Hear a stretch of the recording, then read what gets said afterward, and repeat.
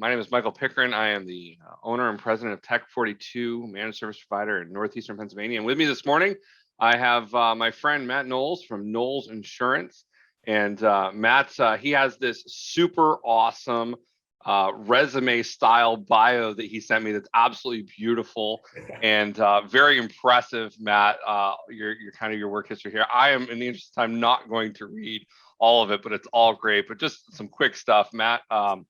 He worked in New York City for a number of years, managing cyber insurance and cyber risk programs for very high profile customers.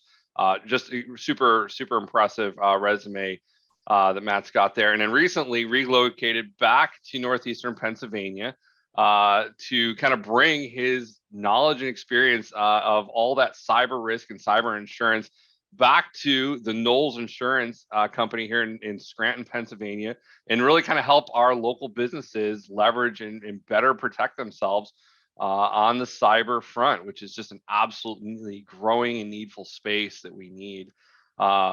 Matt's experience, his expertise, not just cyber insurance, but managing cyber risk. Graduated from Reinsurance College with a degree in economics, has a VPAL designation from Harvard University in cybersecurity risk management, and is a certified cyber risk manager. He also holds an accredited advisor and insurance designation. And this combination of knowledge in cyber insurance and cyber risk management has allowed him to help clients successfully manage the most complex risks they face today. Man, I think that is super true. We had some conversations even earlier last week about how cyber insurance is insurance that most people have never had before, and it works very different from a lot of other insurances. So the one thing I'll just say personally about Matt, I met Matt end of last year. I started shopping around for a new cyber insurance policy for our business here, knowing that we needed some better coverage, some higher levels to cover us against the threats. And worked with a variety of different agencies and providers. But the one thing about Matt and his team there at Knowles is they came back with a very data-driven response. A lot of the brokers, I felt like they didn't understand cyber risk, or they were holding their finger up to the wind to say, hey, well, how much do we need to give these guys in coverage? But Matt and his team came back with some really solid answers that were data-driven, did some assessment in the industry for me to help me understand exactly where I needed to be, what I needed to expend, and what the right program was. So that was super valuable to me. And Matt, thanks for that. And with that, I'm going to turn this over to you, and you can help educate us on what we need to know about cyber risk. Awesome. Thanks, Mike. Really appreciate you having me on today, and appreciate the great introduction. So I'm going to share my screen here. All right. So can you see my screen, Mike? Yes, I can. Excellent. Okay, great. So I want to walk through a number of things today. I really want to start by kind of breaking down how the insurance companies look at cyber risk and really what the risk exposures that they're looking at are. I want to look at how the risk has evolved over the past few years and explain why the risk evolving has had a huge impact on organizations. And then I want to talk about why it's a difficult risk to manage through insurance. And once I explain all that, then I'll move into what insureds should be doing today in order to make sure that they're properly covered.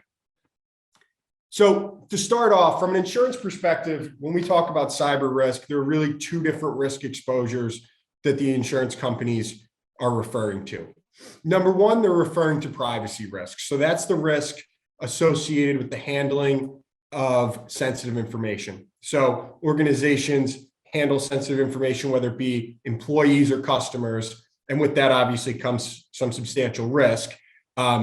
It's the risks associated with that, whether the information is held online or offline. So while we talk about cyber risk, 95% of it has to do with network security. There also is a piece of it that has to do with just how you handle your information, no matter where it is.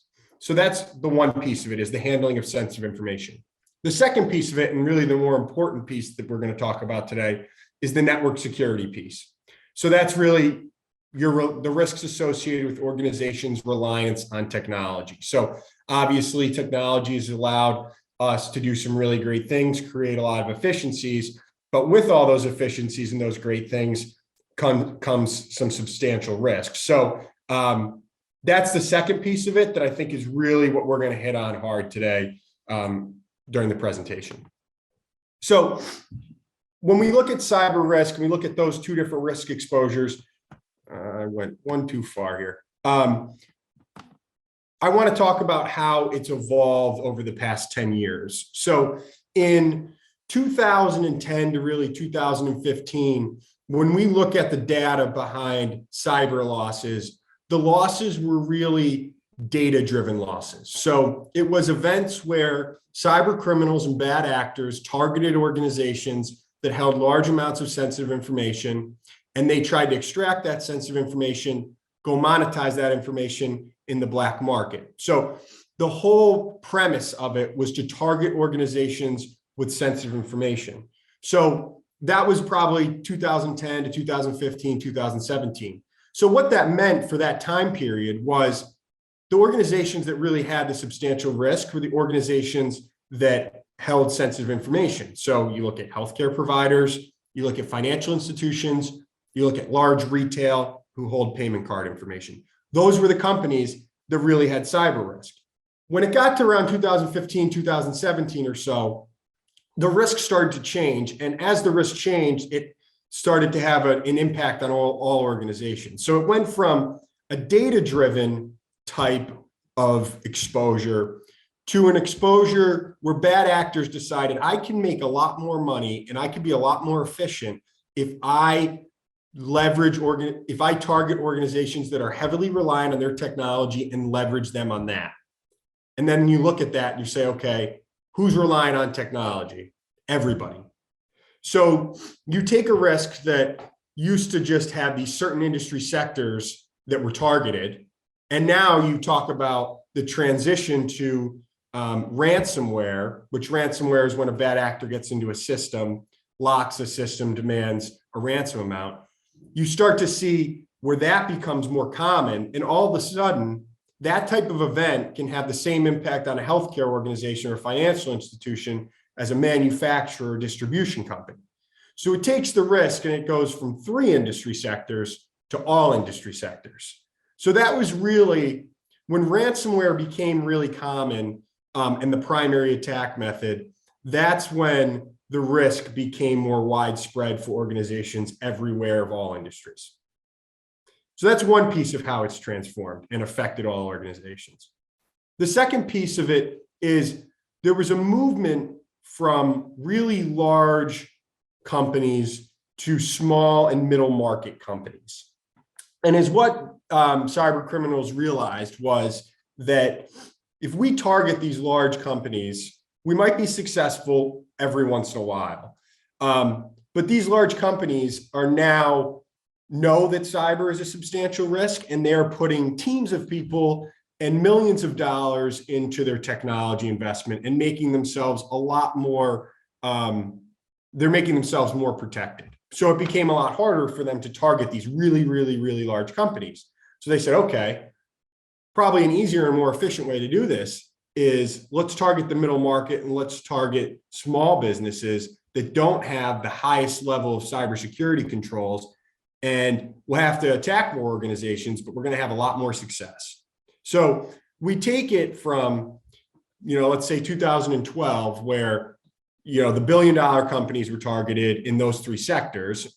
And then you move it from, okay, all sectors and middle market and small businesses. So now it's a risk that everybody has to deal with, not just those specific companies. So that's how it's evolved. So it evolves, and it doesn't just affect insureds, meaning businesses. It also has a huge effect on insurance companies who are insuring this risk. Why is it a hard risk to insure? Number one is it's not a stationary risk. Cyber risk is rapidly evolving and dynamic, meaning that attack styles continue to change. I always try to compare it to other lines of insurance. So if you look at property insurance, the risk that you had for property insurance 15, 20 years ago is very similar to the risk that you have today. Cyber insurance is very, very different. And in 5 years, it's going to be very, very different. So what's really hard about that from the insurance perspective is that as the risk rapidly changes, insurance coverage needs to rapidly change. So insurance policies, as ransomware becomes more common, there are new coverages that are added. There are new coverages that become more important. And you need to make sure that you're partnering with an insurance carrier that is constantly updating their policy form to adapt to these new, more important risks that organizations face. So I think the fact that it's an evolving risk makes it very hard for insurance companies and makes it even more important that insureds are managing it properly. Number two, it has a systemic nature to it. So insurance is built on the premise of let's spread out risk between uncorrelated entities. So you look at property risk, and for the most part, say an insurance company insures 100 properties. If one building burns down, it probably won't have an impact on the other 99 buildings.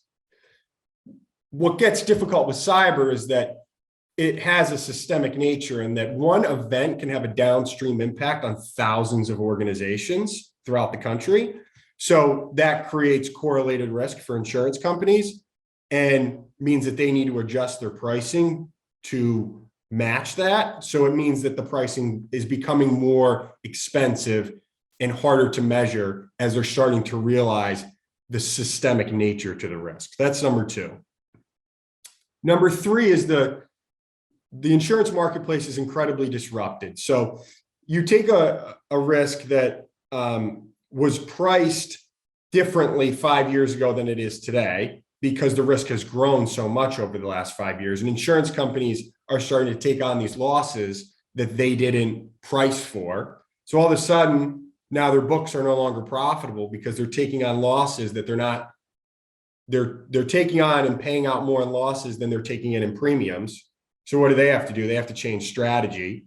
So they're increasing pricing, they're cutting coverage, they're tightening their coverage terms, they're increasing deductibles, and they're lowering coverage limits. All carriers are doing this in a different way. It's not streamlined that one carrier and all carriers are doing this the same way. They're all doing this a different way. So it makes it really hard to manage and make sure that you're getting the best possible terms when they all have a different strategy to manage an evolving risk in a disrupted market.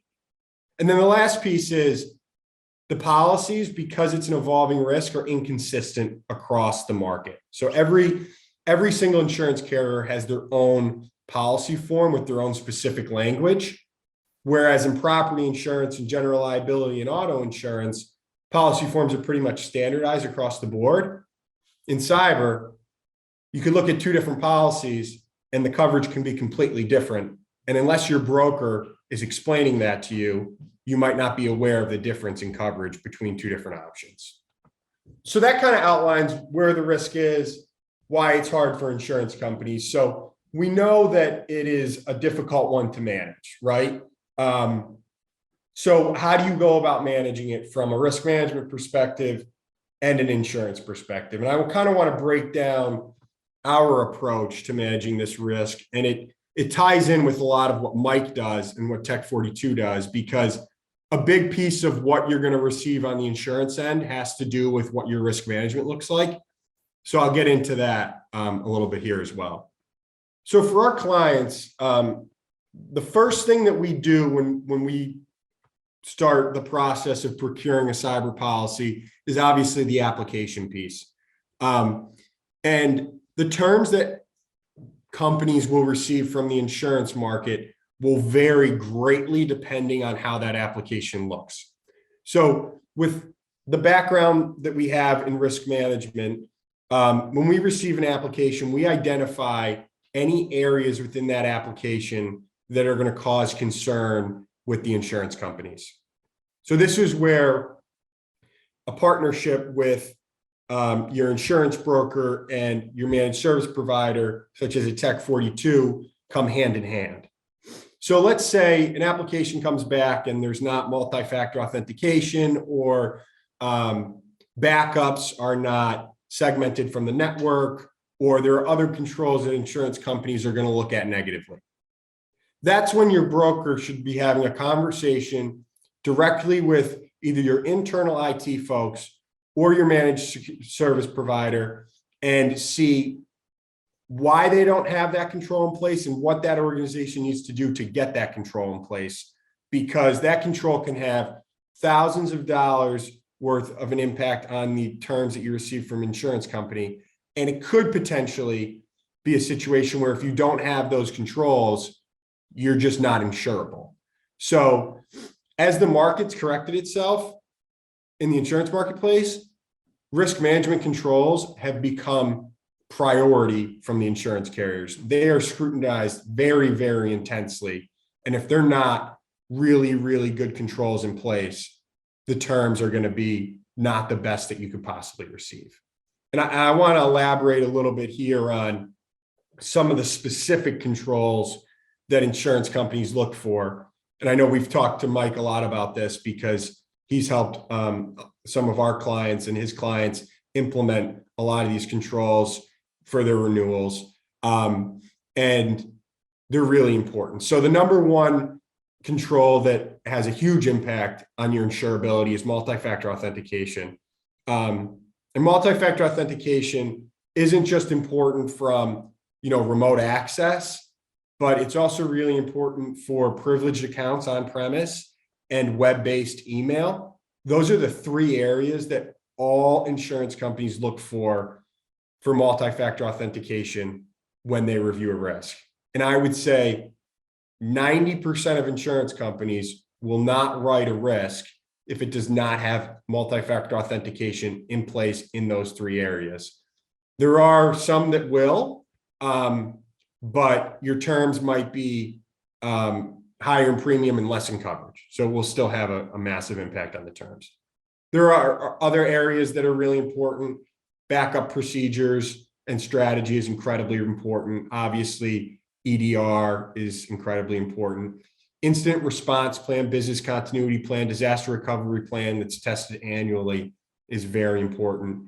And then obviously, there are some more on the technical side, but on the people side, we do know that the majority of cyber incidents are related to human error, I think around 60 to 70%. So having a cyberware workforce, the training in place, the phishing tests in place, that stuff is incredibly important. And insurance companies look at that very intensely.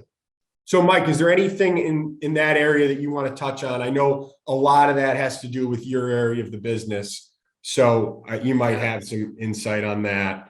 Yeah, no, I think that's a great list. And I love to see that, guys in your space are kind of calling some of this stuff out. And, because I think it's stuff that we've had our eyes on for a while. And I tell you, the one that the couple of them you had on there, the way you had them written, even, kind of just showing the sophistication of where you guys are at, talking about EDR, endpoint detection response. A lot of people, are familiar with the idea of needing to have antivirus on their computers.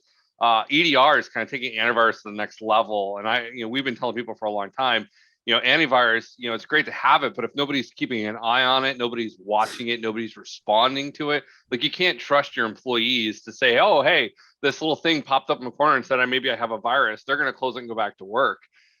So having it be monitored and maintained. And then there's some other components that we've begun layering in behind that, to antivirus is kind of the shield. It protects you from things getting in. But what if something gets in and it doesn't trip the antivirus?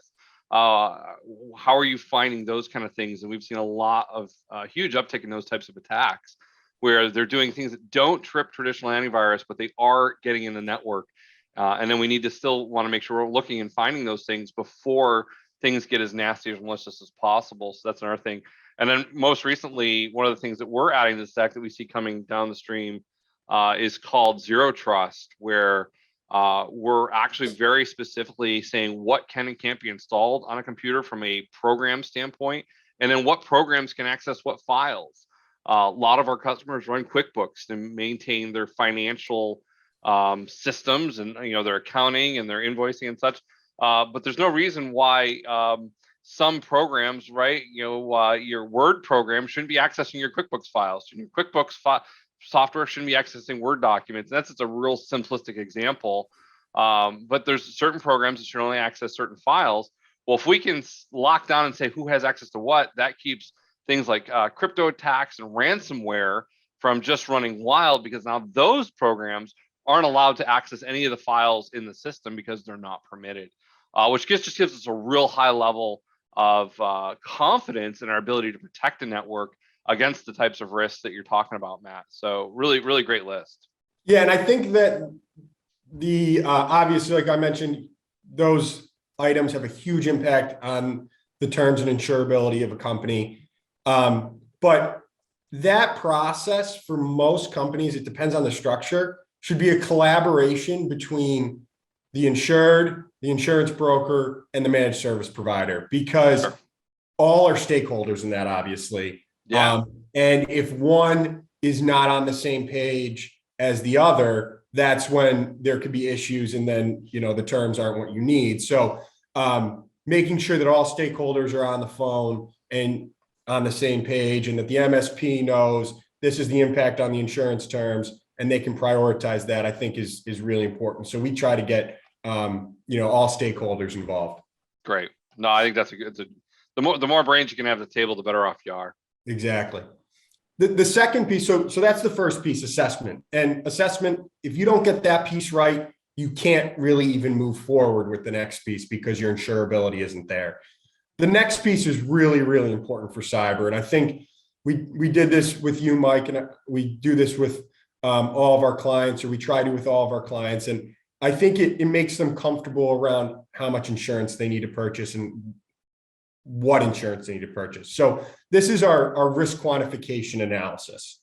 And is what our risk quantification analysis is we've partnered with a data provider. So it is a cyber insurance analytic company that partners with insurance carriers and reinsurance carriers and other data companies, and gathers real life claims data from these organizations. So they gather all the data from insurance carriers and reinsurance and other data providers. They gather it, they filter it, and they organize the data. So is what we can do in our partnership with them is we can use their database and their tools to be very specific with organizations about their level of risk. So we can go in and say, okay, you are a managed service provider between 2 million and 4 million in revenue. Let's see what the claims for that peer group look like. What is the total loss distribution? So we can see, okay, what's a small claim look like? What's a really severe claim look like? And let's see the specific costs that are associated with the claim. Let's not just see overall cost, because insurance, you know, can be very technical and language can get technical. So let's see the very specific costs of these events, and then let's structure an insurance policy around those costs. So an example of this would be if we looked at, let's say, a managed service provider between 2 and 4 million in revenue, our loss distribution, let's say, would be based on the data, you know, 50,000 to 20 million. That's what that loss could be. Well, obviously that's a huge range, but is what the data tool allows us to do is say, okay, we know the losses can range from 50,000 to 20 million, but let's see where the majority of those losses fall. Let's see the exact percentage breakout of where those losses fall. And then you can decide to what level, based on your risk appetite, you want to insure yourself. So we see most organizations insure themselves to 85% of their loss distribution, meaning if we take that loss distribution, it's 50,000 to 20 million, 80% of losses might fall below $2 or $3 million. And that's usually where we see our insureds insure themselves to. They're not going to insure themselves to 100% of their loss, because that's the crazy catastrophic event that's incredibly rare that insurance would just be too expensive for. But you want to insure yourself for almost all events. That's what insurance is there for. So we get them based on their risk appetite to make a decision at what level they want to insure themselves based on real life claims data. So I think that's really important. The second piece of the analytics is just to see where your peers are. So for that same example, an MSP between say 2 and 4 million or 5 and 10 million, we would look at and we would say, okay, you're based on the data collected from insurance companies, your peers insure themselves to 80% of their loss. You might want to insure to 70, you might want to insure to 90, but just so you know, this is where your peer group insures themselves to. So you know that, hey, I'm not completely off of where my peer group is. I know where they are. Might not be right, but that's just an idea of where everybody else is. The last piece is because it gives us the specific costs associated with these incidents, we're able to prioritize which coverages are most important and do kind of like a cost analysis when we place a policy. So there's been a movement in the industry from some carriers. They try to sublimit certain coverages. The sublimited coverage option might be significantly less expensive. It might not be, but we're able to say, okay, if we know the exact costs are coming from, we know the value of having certain coverages at full limit and certain coverages sublimited. So we're able to have a concrete conversation around the impact of sublimited coverages based on the true data. So is what all in all the risk quantification does is it takes a risk that is constantly evolving, constantly changing, and it allows companies to see how it's going to affect their bottom line. It takes a risk that's really just in your head and you're putting a lot of money into, but you don't know the financial impact it could have. And you see, okay, this is how it's going to have a business impact on my organization. So it makes it more concrete. You can have more educated conversations around limits, structure, and risk management investment. So I think it creates a more educated decisions around how you manage the risk, not just from an insurance perspective, but even from a risk management perspective and with your MSP.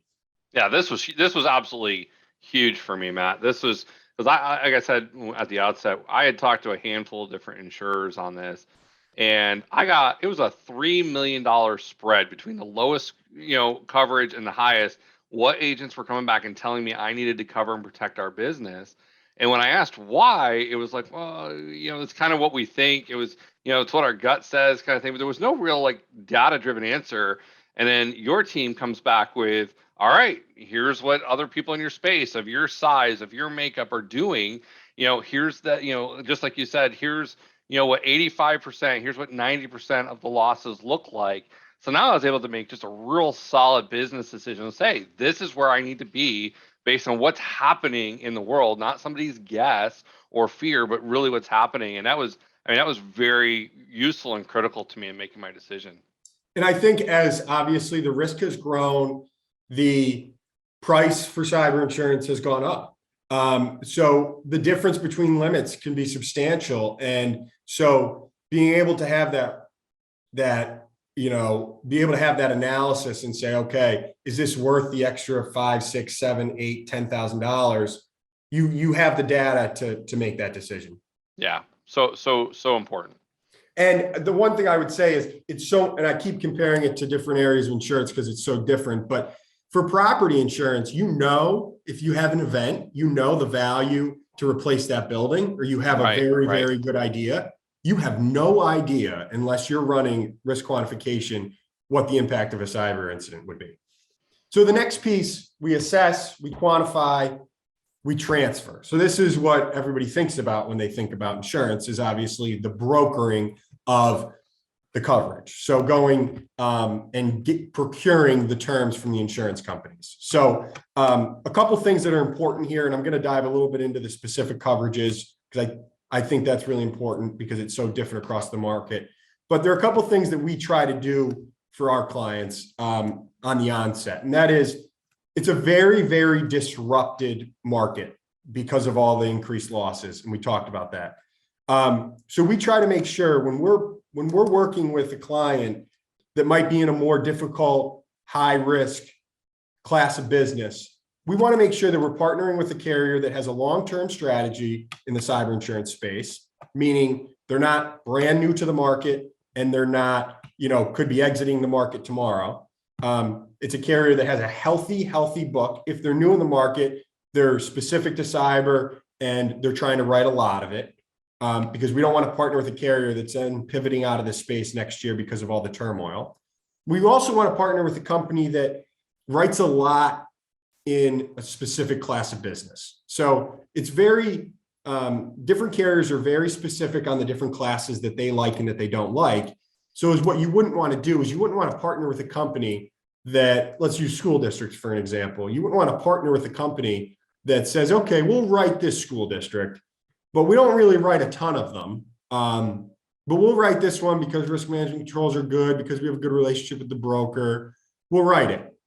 You wouldn't want to do that, because if they don't have a substantial book of business in that space, you could be vulnerable in the next year or two, because there's a good chance they might pull out of that space because they're not heavily invested in it. So you want to make sure that you're partnering with the right carrier, because when you're in a disrupted insurance market, there's a lot of people coming in and out, and you don't want to be in a situation where every year you're going to market, because then you lose leverage with insurance companies. So you want a partner that's going to be there for the next 2 to 3 years, and then you might go out to bid, and then somebody, that's going to be in there for a little bit longer. So I think that's really important. Even before we get to coverage, that's something that I wanted to mention. So in terms of coverage, there are really 3 different buckets of coverage that fall under cyber insurance policies. And I have these buckets here. Number 1 is you have your incident response coverage. Number 2, you have your third-party liability coverage. And number 3, you have your first-party coverage. And I'm going to break down what falls under each one, because I think that's really important. So incident response is the most important coverage that you have in a cyber insurance policy, because about 60 to 70% of what insurance carriers pay out fall under this coverage, because this is the first expenses you incur after an incident. So let's say a manufacturer has a ransomware situation. They come into the office one day and their files are locked. What are they going to do? They're going to contact the insurance company, and they're going to probably contact their MSP as well. But the insurance company and the insurance broker are going to work to get a legal team and a forensic team involved.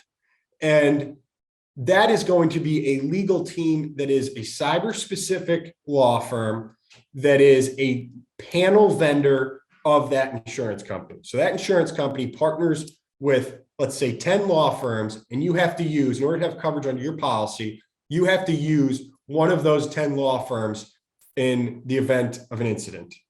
So you'll partner with a law firm. You're going to incur legal expenses. That's going to be covered under your policy. Based on what the incident is, they're going to bring in a forensic firm that's also partnered with the insurance company. That forensic firm is going to come in, try to get into your system and see how this occurred and if they could get the bad actor out. You're obviously going to incur expenses as a result of the forensic firm. So the insurance policy is going to pay that. You might not be able to get the bad actor out of the system, but let's say that there is customer information that has been compromised and you have to notify individuals. The notification costs will be covered under this coverage. If there's something in the news and you have to hire a public relations firm is covered under this coverage. Let's say it's a financial institution and social security numbers and other private information was compromised. There needs to be credit monitoring. Credit monitoring is covered under this coverage. So these are the first costs that you have as the result of an incident.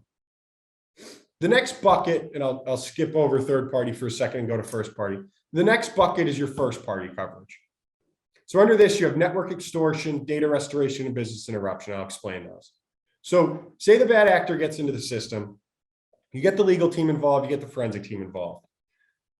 Legal and forensic agree that you're going to have to pay the ransom because they can't get the bad actor out of the system. The legal team is going to bring in a partner that's going to be a forensic negotiator, and they're going to negotiate. It's going to be a ransom negotiator, and they're going to work to negotiate with the bad actor. Then you're going to get to the point where you might have to pay the ransom demand. When you pay that ransom demand, that's covered under a proper cyber insurance policy. So that's your ransomware network extortion coverage. let's say you pay the ransom demand and you get back into your system and realize the data has been deleted or destroyed and you need to replace that. Data restoration coverage will pay for you to restore all of that data. You have it's a manufacturing company, you pay the legal, you pay the forensic, you pay the extortion, you pay the data restoration, but you've been down for 2 weeks, or you've been not operating at full capacity for 2 weeks, and you have significant business interruption loss. Cyber insurance policy, the proper one, will pay for that business interruption loss. So that's incident response and first party buckets. The next one is your third party liability. And the organizations that have the most third party liability when it comes to cyber are organizations that hold sensitive information or manage technology. So this is really, when we talked about the transition of privacy exposure and the data loss type of events to ransomware and really the importance on network security, this coverage is here. A lot of this has to do with the private information. So let's say you have an incident, it's a financial institution, and there is all sorts of private information that's been compromised, and you get sued as a result of that. The policy, the proper one, will cover that. If it's an organization that manages technology, such as a managed service provider, and they have an event, and as a result of their event, they distributed malware or a virus to other organizations, so their clients, and their clients come back and sue them as a result of that, network security liability coverage would pay for those damages and expenses. Then there's some regulatory coverage in here that I won't get too in the weeds on, but I wanted to hit on those really, really important ones. There are a lot of endorsements that are added as well, but these are the core ones that should be at full limit for all companies. I want to just double down on that, because even from our perspective, we think, I think I agree with Matt. We've done a fair bit of research, but I think incident response, I've been talking to a lot of our customers, just how important it is to have coverage for that, and to not assume that either your managed service provider or your internal IT team is going to be able to have the bandwidth and the capacity, just from an hour standpoint, to do all the work it's going to need to be done to get you back up and running in the face of this type of incident. Also, the skills needed. There are very specific skills that are needed by the IT professionals that work on this that are not in your average certainly internal IT team.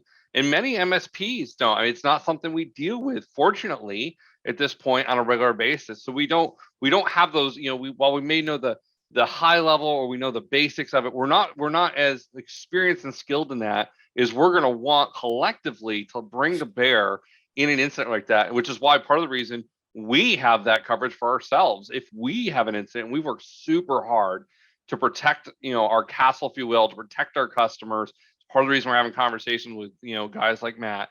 But if something happens, we want to make sure that we have the support to not only get us back and running, but our customers as well. So having that incident response coverage and that team vetted and ready to go, so you don't have to go out and research, well, hey, who do I even get to do this work? The carrier has already a list of firms that are top notch that you can bring in and leverage. That is a very, very important piece in having good cyber coverage from our perspective. And when we talk to prospects and clients, I always say that obviously the policy isn't the primary reason for the policy is reimbursement for all of these expenses, because they can be significant. But a close second is the resources that the policy provides. It provides you with the best law firms in the country. A really good policy provides you with the best law firms in the country to deal with cyber incidents, the best forensic firms, and they're able to take an incident and mitigate it way more quickly than if you didn't have them in place. Absolutely. Because essentially is what you do if you have an incident, you have the right policy in place. You call the insurance company and you call the hotline. The law firm gets engaged and they're the quarterback of the incident. They run the whole thing and you're just there. They hold your hand through the whole process. And if that's not the case, if you don't have them, you're scrambling to figure out, who do I call? And am I paying the right amount for them? But you're in desperation mode. So the mitigation that these vendors help with is incredibly significant. And that's kind of this last piece that I wanted to mention. So we talked about the importance of assessment to make you insurable, quantify to make sure that you're buying the right coverages at the right amount and making a data-driven decision, transfer to make sure that you have the proper coverage with the proper carrier partner. And the last piece is the recovery piece, because it's not like a property policy where you have a loss and somebody comes in, assesses it, and you rebuild the property, and it's pretty, it can be complicated, but it's relatively streamlined. These are incredibly dynamic situations that are they're a moving target. So like if you have a bad actor in your system and you're held ransom, for example, you're not just dealing with a loss that had already occurred, you're dealing with a moving target on the other end. So that's why it can be more complicated. You're dealing with the moving target, and there are a lot of stakeholders that will get involved, and you need to properly engage those stakeholders. So with a lot of our clients, we already know ahead of time, based on who their insurance company is, what law firm we're going to have them use in the event of an incident. We've already had analyzed who the vendors are and made that decision, say, okay, if they have an incident, we're going to partner with this company because we know that this is the best law firm based on our experience on this panel list. The law firm is usually the one who decides on the forensic firm, or they collaborate with the insurance company on the forensic firm, because it might depend on the incident.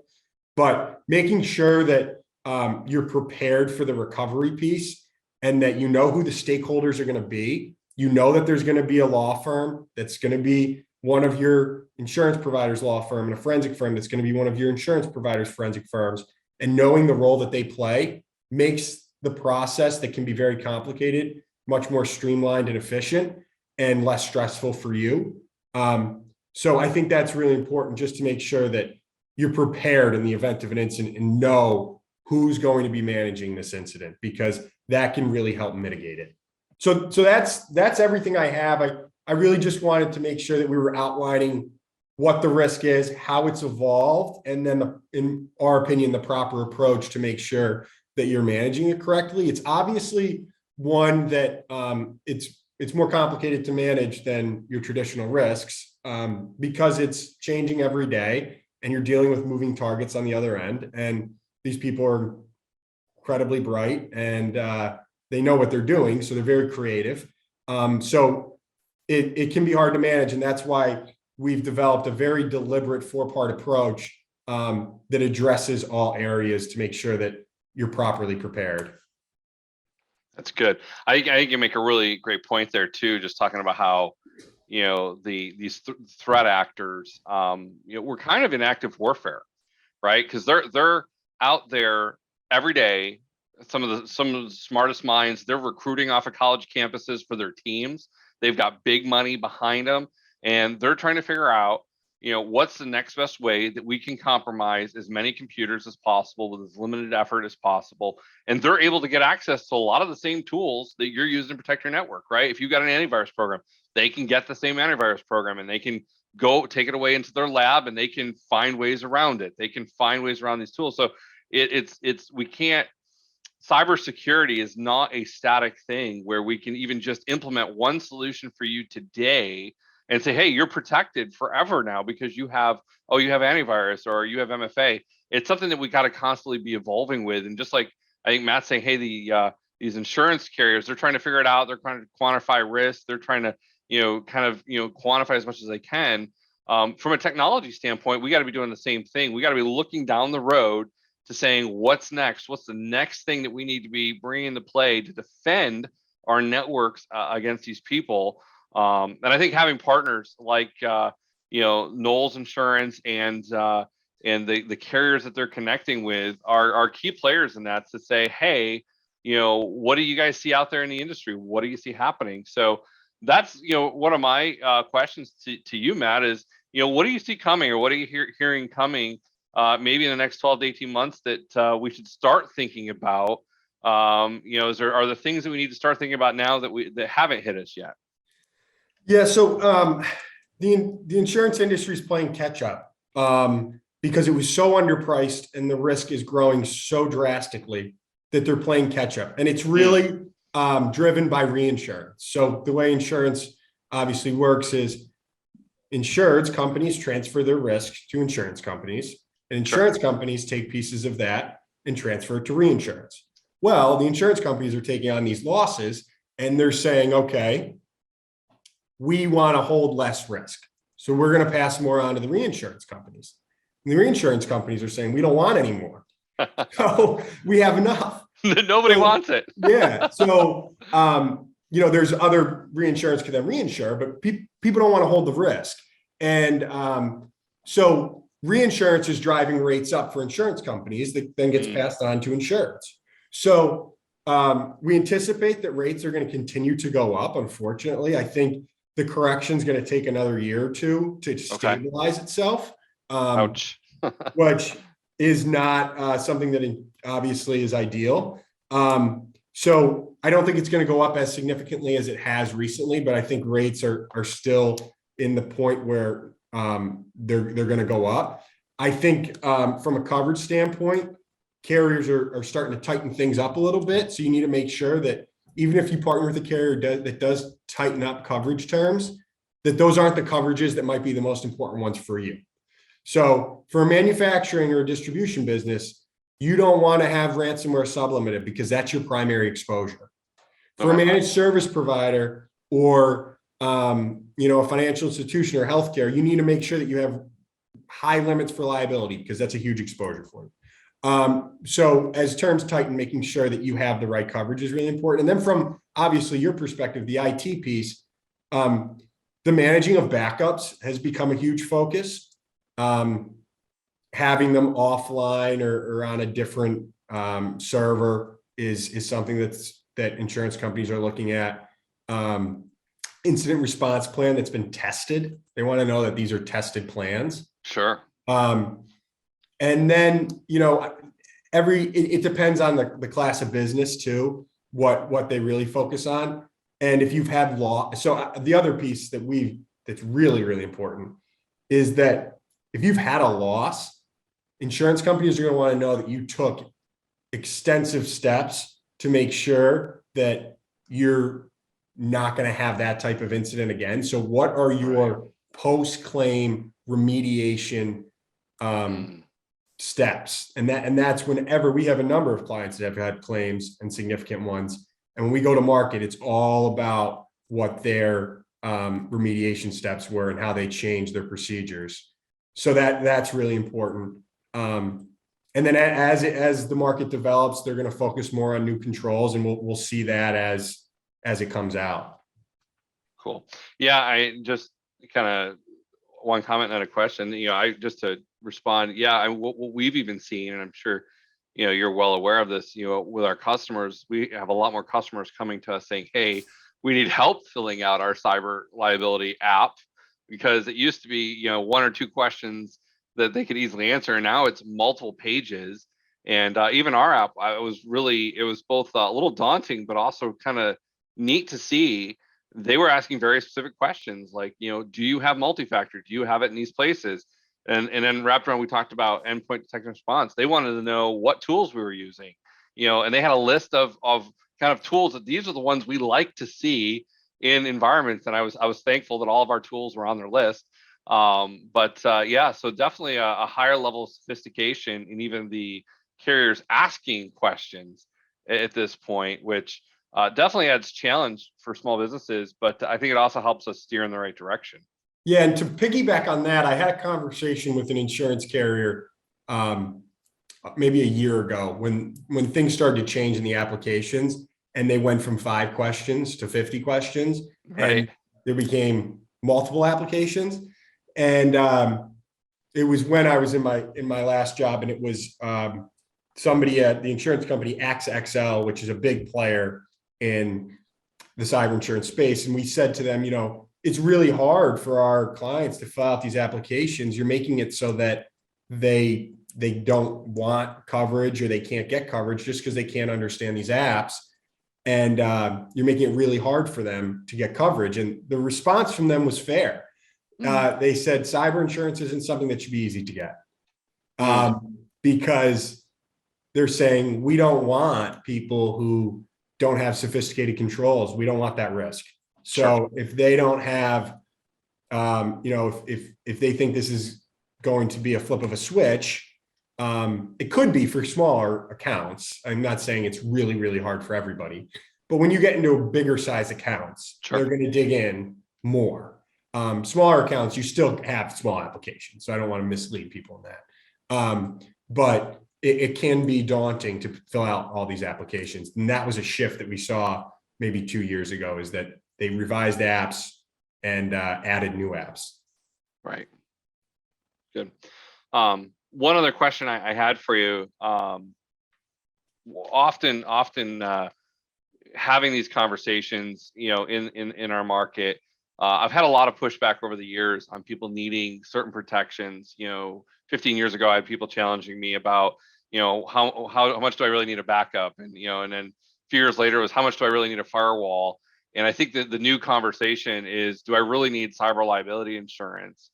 And, of course, we're all in on this. We tell them absolutely every business, doesn't matter what you're doing, you need cyber liability insurance at this point. But I've had a few people say to me, well, Mike, I've never heard of anyone in our space having had an attack. And I kind of say, well, you've probably never heard of half the, things that your friends have had, sicknesses or otherwise, because it's kind of shameful. No one exposes it. But without revealing, your clients, and we don't want to expose any businesses, by name or anything. But are there some stories you could tell us, or some things you could tell us about claims that you have seen in this market, just to kind of help our viewers understand this is a real thing, and it's not just something that's happening on a national level, it's happening in our backyard? Yeah, absolutely. So it's interesting because obviously we see a ton of work comp claims because that's a very active line of business. We see some property claims, but for commercial entities, this is up there as one of the policies that we see triggered most often. We have a number of open claims right now for our clients, a lot of them that people would never know about. Sure. Because like you said, people aren't going to go and tell people they had a cyber incident if they don't have to. Right, absolutely. And then we've seen two types of claims that are most frequent. We see ransomware. That is the one that we've seen the most, and we've seen the cost the highest. Right. Millions of dollars of total ransomware costs. That's including legal, forensic, ransom demand, business interruption. We've seen claims that are into the millions of dollars. We've seen cyber crime, and this has to do with employee awareness. We've seen a lot of cyber crime losses. So this is just somebody getting tricked and socially engineered, not even necessarily have to do with network security, just have to do with an educated workforce. Gotcha. And that, obviously you should have the email filtering tools, tag external emails, and provide that security training and the phishing practice tests that can help with that.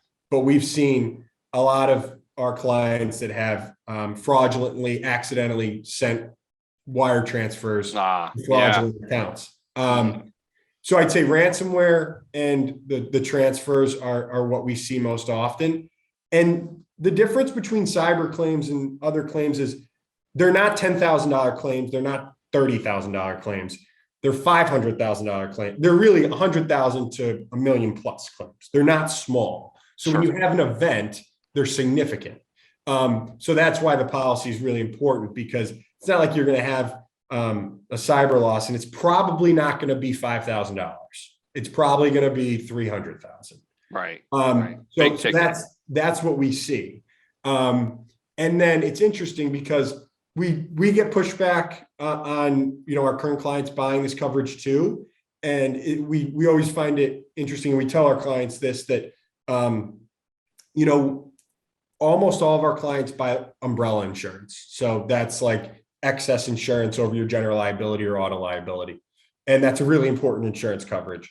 But if you look at the claims data on how much you see losses in that coverage area and how much you see on cyber, it's not even close. You see way more cyber losses than you do umbrella losses, but it's so new that obviously they don't want to buy new insurance. But what I think people need to look to do, and companies should look to do, is if they can't take on that capacity to buy more insurance, they should look to restructure their current program to fit this in at the same cost. And that can be hard to do, but you need to prioritize what coverages are most important, because a lot of times, you might buy another coverage that is not nearly as valuable as this. And if it's a cost benefit analysis, cyber is more important than a lot of other areas. So it should be prioritized. So re-looking at how you're structuring your insurance to make it fit, I think makes sense for a lot of organizations, because for a lot of companies, this is the number one insurable risk that they have. I mean, you look at a bank or you look at healthcare organizations, and the chances of the building burning down, it could happen, but is a lot less than the chances of a ransomware event. Wow. Yeah, that's good. That's good to think about it that way. That's useful. All right. Well, Matt, we are coming up on the top of the hour. Any final closing thoughts? Anything else you want to give to our viewers as parting words? No, I think that's it. The one thing I would say is, I would highly recommend, obviously, people purchase this coverage if they don't already. And obviously, they probably got that from the things I was saying today. But you don't want to learn to buy this after having an incident. We often talk to people, and a lot of people say it's not a matter of if you have an event, it's when. Is it going to happen this year? Or is it going to happen in 3 years? So don't make the lesson be after the event that you're going to buy the policy. Make the policy work so that you have it when you eventually do have some sort of incident. That's really good, and I'll double down on that for you, because that's the same thing we're hearing out of the experts in our industry. And as you and I were talking right before we got on, I'm involved in a peer organization where I'm talking to a number of other people that own businesses just like ours across the country. And we're getting briefed by some of the top minds in IT security and cyber terrorism on a fairly regular basis, to keep up with what's going on. And all of them are saying almost the same exact words. It's not even a matter of are you going to get hit with an attack? It's when. And from our side, they're talking about, all right, we got to do all the things to protect the organization. We got to have all the right tools and systems in play. But I think that just dovetails so well with all the things you guys are doing over there. Really appreciate you having me on, Mike. Yeah, thanks a lot, Matt. Appreciate you so much. Really great content, and just appreciate you so much and what you and your team are doing. So thank you, and thank you everyone who watched the video, who joined us today, and have a great rest of your day.